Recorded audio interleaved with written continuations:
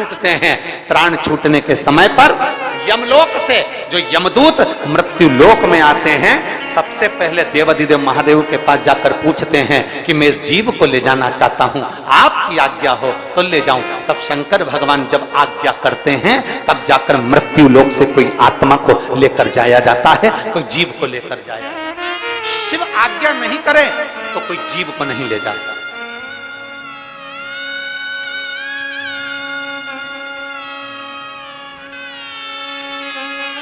राम को भजोगे तो भी आज्ञा शंकर ही करेंगे, कृष्ण को भजोगे तो भी आज्ञा शिव ही करेंगे।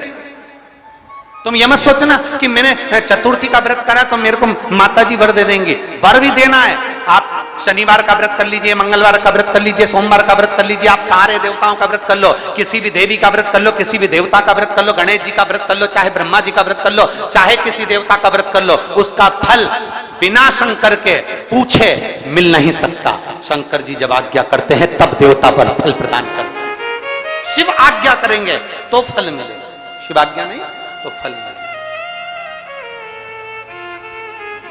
इसलिए इस लाइन को फिर से गुनगुनाओ, तेरी कृपा, बोलो बोलो सब बोलो, तेरी कृपा बिना न हिले एक भी अणु, लेते हैं श्वास तेरी कृपा से बनो तनो। बेतवा के तट के लोग, बेतरवती के तट के लोग इतना धीमा बोलते हैं।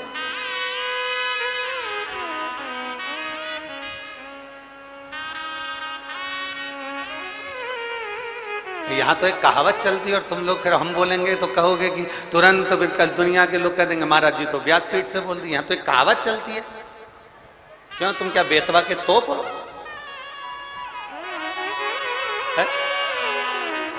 तो यहाँ तो कहावत चलती है और तुम जरा जम के तो बोलो हर हर। तो ये तो तुम्हारे भीतर एक बल उत्पन्न करता है।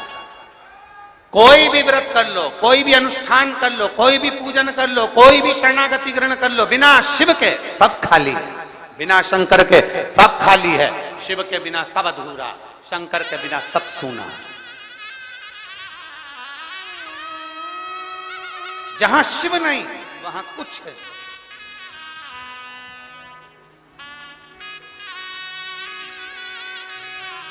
जहां शंकर नहीं वहां कुछ है।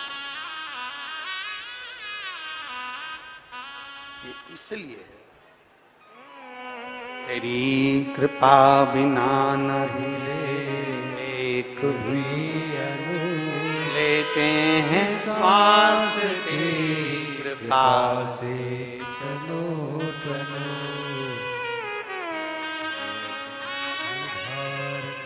ये शिव की कृपा है, ये उसकी उदार।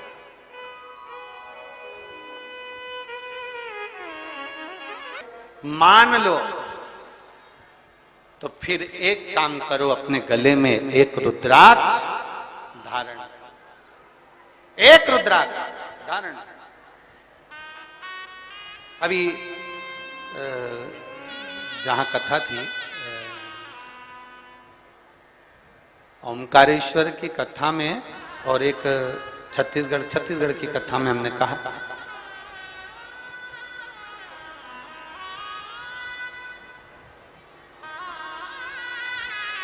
था कि माँ अपने बच्चे के हाथ पैर में,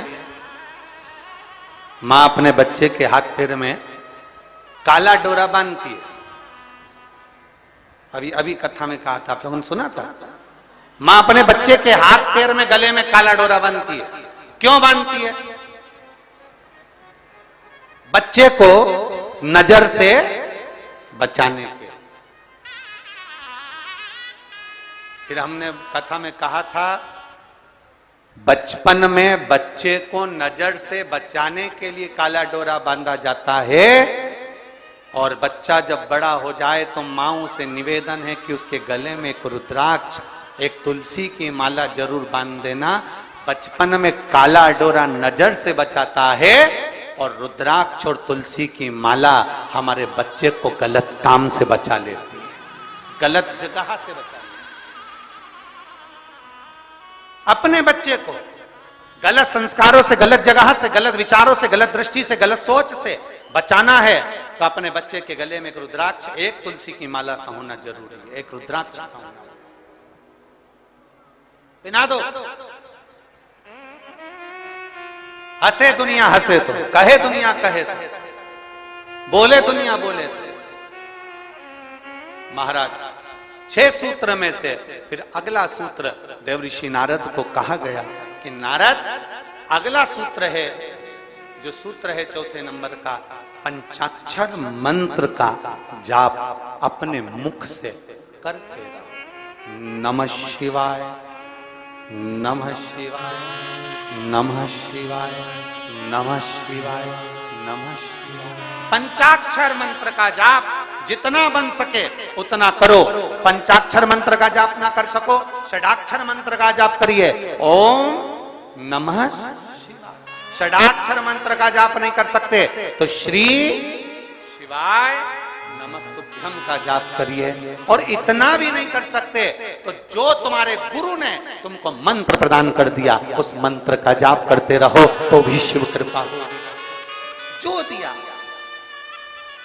पंचाक्षर जपो, षडाक्षर जपो, ना बन सके तो श्री शिवाय नमस्तुभ्यम। एक बार जम के बोलो जरा, श्री शिवाय नमस्तुभ्यम जपिए। भगवान शंकर की शरणागति ग्रहण करिए, शिव तत्व को प्राप्त करिए, शिव की शरणागति को। श्री शिवाय नमस्तुभ्यम, श्री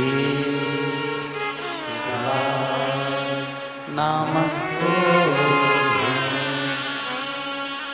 भोला सब दुख काटो हमारा, ओ भोला सब दुख काटो हमारा।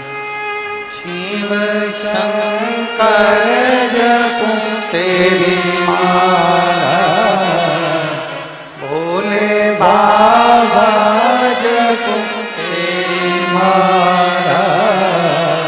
भोला सब दुख काटो हमारा, ओ भोला सब दुख काटो हमारा। वेश है मंगल मंगलकारी, वेश है मंगल मंगलकारी। शमशान वासी हमारा, शमशान वासी हमारा। ओ भोला सब दुख काटो हमारा, ओ भोला सब दुख काटो हमारा। भगवान शिव की कथा कह रहे हैं, 6 सूत्र बताए और उन 6 सूत्र में पहला त्रिपुंड धारण करना, दूसरा जल चढ़ाना, तीसरा भगवान देवालय शिवालय में जाकर भगवान शंकर की आराधना करना, पूजन करना, गले में रुद्राक्ष धारण करना, चौथा भगवान शिव के पंचाक्षर मंत्र का जाप, भगवान शिव के मूल मंत्र का स्मरण। फिर अगला वर्णन करा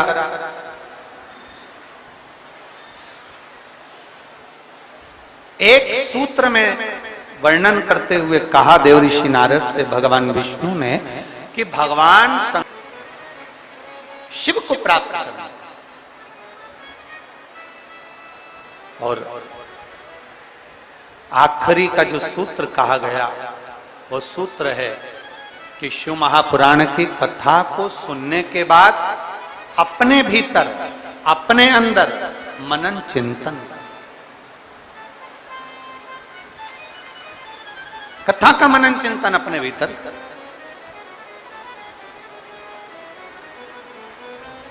कथा को श्रवण कर लेना एक अलग विषय है, कथा सुन लेना एक अलग विषय।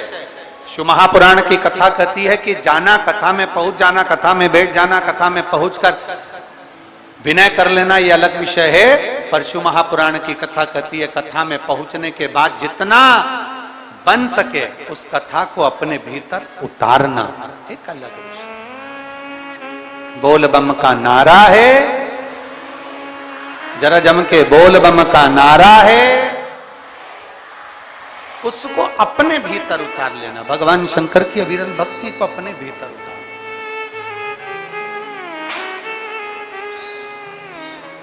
शिव कथा कह रहे देवजी नारद, ये 6 सूत्र है और इन 6 सूत्र को अगर आप पूरा धारण नहीं कर सकते, शिव महापुराण की कथा कहती है अगर ये 6 सूत्र को आप पूर्ण रूप से अपने ऊपर धारण नहीं कर सकते तो शिव महापुराण की कथा कह रही है कि एक सूत्र अपने अंदर जरूर उतारें। इन 6 में से एक सूत्र भी अगर हमारे भीतर उतर गया तो हमारे देवाधिदेव महादेव को प्राप्त करने में देरी नहीं लगे। 6 में से एक सूत्र भी हमारे भीतर।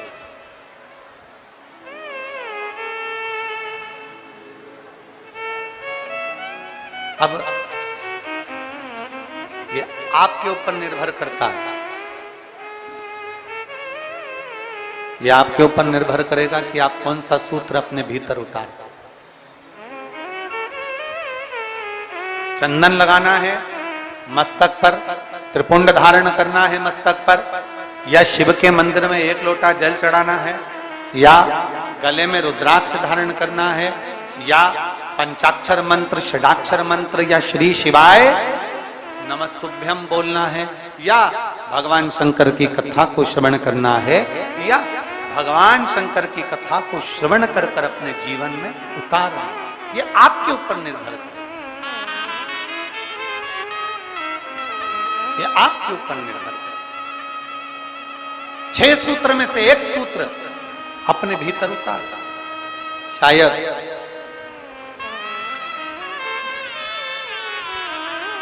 देवराज नाम के ब्राह्मण का चरित्र यही कहता है।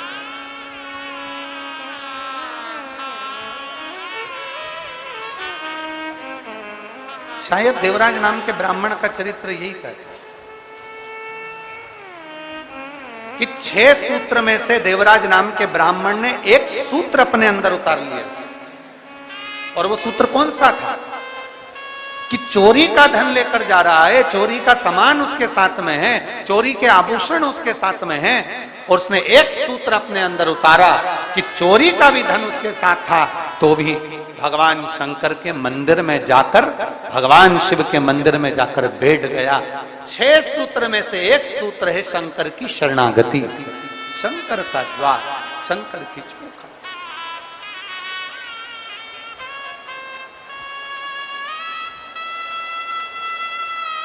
देवराज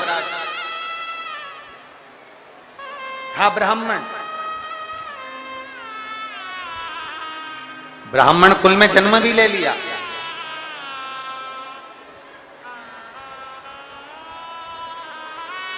ब्राह्मण के घर में जन्म भी हो गया, पर ब्राह्मण तत्व से, ब्राह्मण कर्म से वंचित, ब्राह्मण कर्म से वंचित है। 2 चीजें हैं शिव महापुराण में बताई है, एक प्रेम और एक भ्रम। एक और भ्रम, कोई जुड़े हुए भी होते हैं तो उनको तोड़ देता। एक प्रेम और एक भ्रम। प्रेम कोई हमारा दुश्मन भी है, कोई गलत भी है, कोई बेकार भी है, तो प्रेम उसको जोड़ने का कार्य करता है, प्रेम उसको संजोने का कार्य करता है, प्रेम उसको जोड़ने का कार्य करता है। एक प्रेम और एक भ्रम। प्रेम जोड़ रहा है और भ्रम तोड़ रहा है।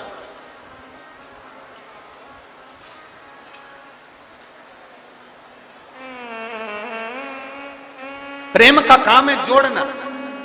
कोई बिखर गया, कोई चले गया। देखियो शिव महापुराण में एक संवाद आता है, जब भगवान श्री गणेश जी महाराज ने भगवान देवाधिदेव महादेव और माता पार्वती जी की परिक्रमा करी तो प्रथम गिनती में श्री गणेश जी महाराज आ गए।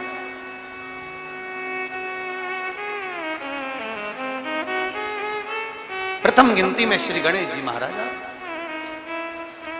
और जब प्रथम गिनती में श्री गणेश जी महाराज आए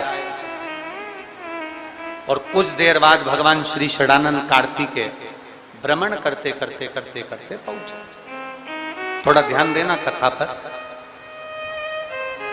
ये जल वृष्टि तो अपनी जगह चलती रहेगी, पर कथा पर अपना स्मरण रहे। प्रेम और भ्रम में अंतर देखिए जरा। षडानंद कार्तिकेय लौट कर आए, मोर लेकर गए थे, भ्रमण के लिए गए थे। कार्तिकेय बाबा आए और षडानंद कार्तिकेय जी ने आते ही अपनी माता पिता को देखा और देखकर दंडवत प्रणाम श्री षडानंद कार्तिकेय जी ने किया। दंडवत जब प्रणाम किया तो प्रणाम करते से ही कार्तिकेय जी की आंख में से जल झलक रहा, नेत्रों से नीर झलक रहा।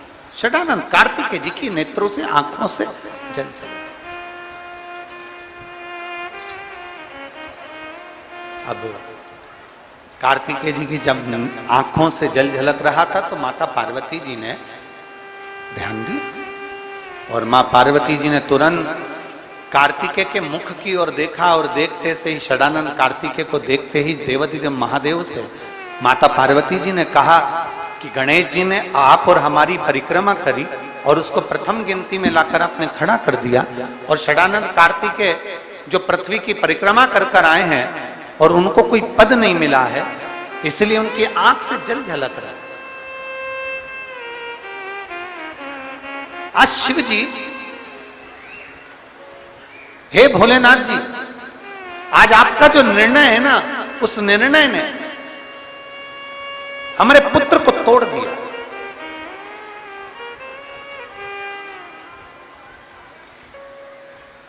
आज जो आपका निर्णय, इस निर्णय ने हमारे बेटों को तोड़ दिया। ये निर्णय कुछ श्रेष्ठ नहीं हुआ और निर्णय भ्रम में हो गया। भ्रम में गणेश जी आपकी और हमारी परिक्रमा कर लिए।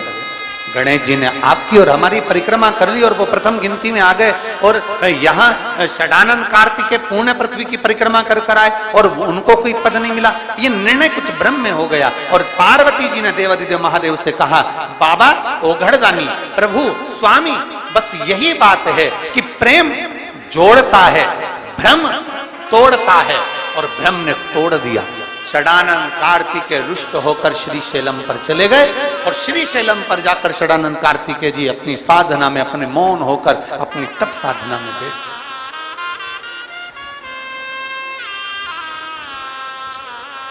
षडानंद कार्तिकेय जी अपनी तप साधना में मौन होकर बैठ गए।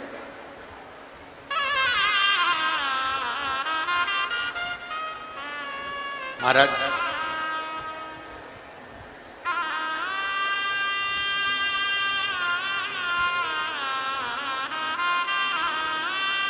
घर कच्चा होगा ना तो भी चलेगा,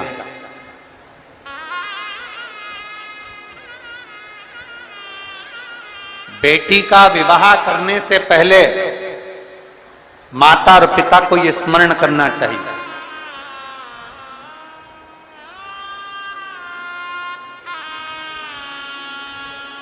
किसी के घर में जाने से पहले आपके दिल में यह स्मरण होना चाहिए, किसी का घर कच्चा होगा चलेगा, किसी का घर कच्चा है चलेगा, पर दिल मन सच्चा होना चाहिए, तो कच्चा मन भी महल के बराबर होता है।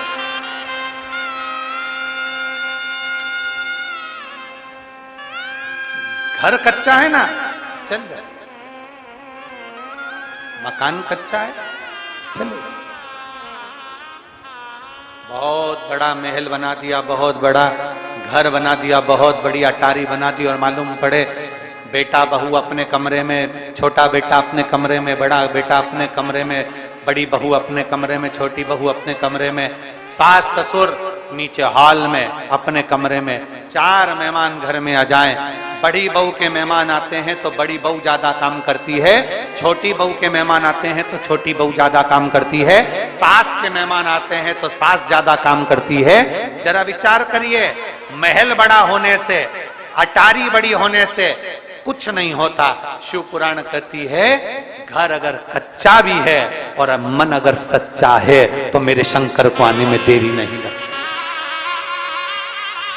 मेरे शिव को आने में देरी नहीं लगेगी, मेरे शंकर को प्राप्त करने में देरी नहीं लगेगी। अभी श्रावण में एक होड़ लगती है, श्रावण के महीने में एक होड़ लगती है, श्रावण के महीने में होड़ लगती है। मैं 1000 बेलपत्र शंकर भगवान को चढ़ाऊंगी। अभी आप भी सुनते होगे, बोलो तो सही जरा, विधि सवाल बोलो, सुनते हो कि नहीं सुनते? अरे बोलो तो जम के, सुनते हो? कोई कहेगा 1.25 लाख बेलपत्र चढ़ाऊंगी, 1000 बेलपत्र चढ़ाऊंगी, 108 बेलपत्र चढ़ाऊंगी, 500 बेलपत्र शंकर जी को चढ़ाऊंगी। शिव महापुराण में ये कहीं पर नहीं लिखा कि आप शंकर भगवान को 1.25 लाख बेलपत्र चढ़ाओ कि 50,000 चढ़ाओ। शिव महापुराण में इतना जरूर लिखा है कि अगर आपने अपनी जिंदगी में एक बेलपत्री का पेड़ लगाया है तो एक बेलपत्र चढ़ाने के तुम अधिकारी हो।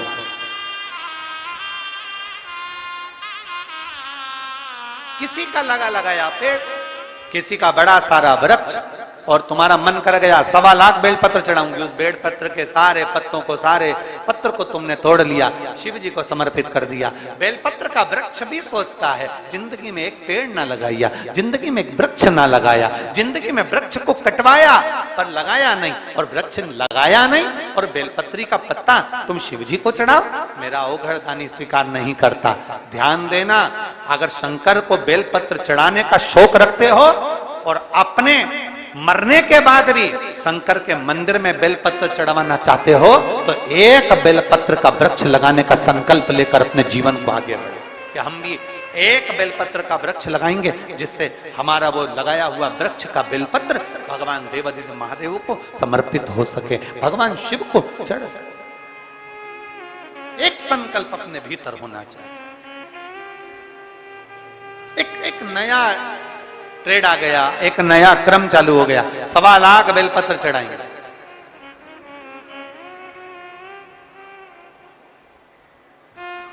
कहां से लेकर आए? तो कहा भगवान नारायण ने 108 कमल के दल भगवान शिव को समर्पित करे थे। 108 कमल के पुष्प भगवान नारायण ने समर्पित करे थे, तो हमने वहीं से ये नियम, स्वयं माता लक्ष्मी जी से भगवान नारायण कहते हैं, लक्ष्मी आज मैं एक सावन के महीने में संकल्प ले रहा हूं कि 108 कमल के पुष्प शंकर भगवान को दूंगा। तो लक्ष्मी जी ने पूछा, नाथ 108 कमल के दल रोज कहां से आएंगे?